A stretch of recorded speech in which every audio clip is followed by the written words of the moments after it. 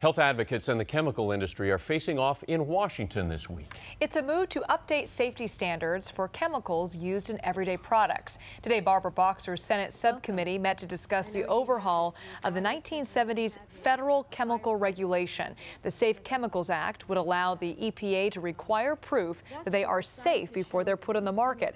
Among those testifying is a San Francisco firefighter. CBS 5 Consumer Watch reporter Julie Watts explains he hopes the feds take a cue from California, which is rewriting its own 1970s regulation.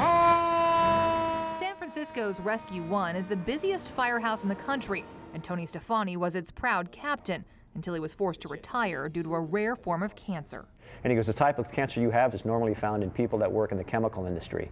And I sort of smiled a little bit. I guess, well, I'm a fireman, Doc. I guess I sort of do work in the chemical industry. Stefani's referring to the pounds of chemical flame retardants added to furniture to comply with the 1970s California Flammability Regulation, Technical Bulletin 117.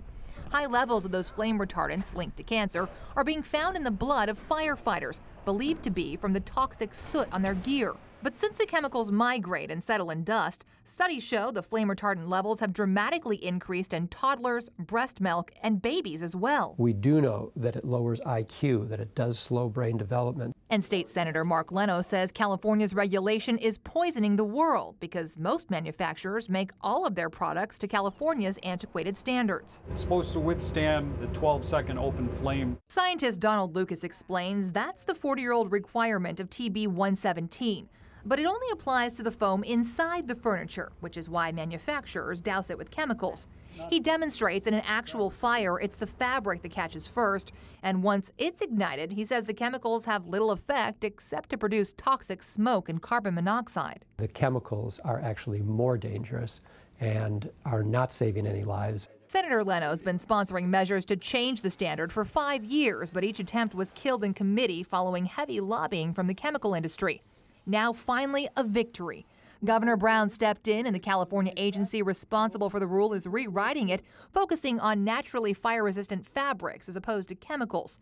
But Stefani has made it his mission to ensure the new protections are national. He's now working with researchers and testifying before the U.S. Senate. But the problem is that even if the self-contained breathing apparatus is taken off, these chemicals do have the ability to permeate parts of this equipment. Now, while Stefani is testifying in favor of new federal standards for chemicals in general, many expect California's new standard to have a national impact, at least on flame retardants. Workshops here this week are allowing for input from manufacturers on the new regulation, which is expected by the end of the year. The chemical industry is also at those meetings, arguing that flame retardants do save lives and, quote, no one should support changes that weaken fire safety standards.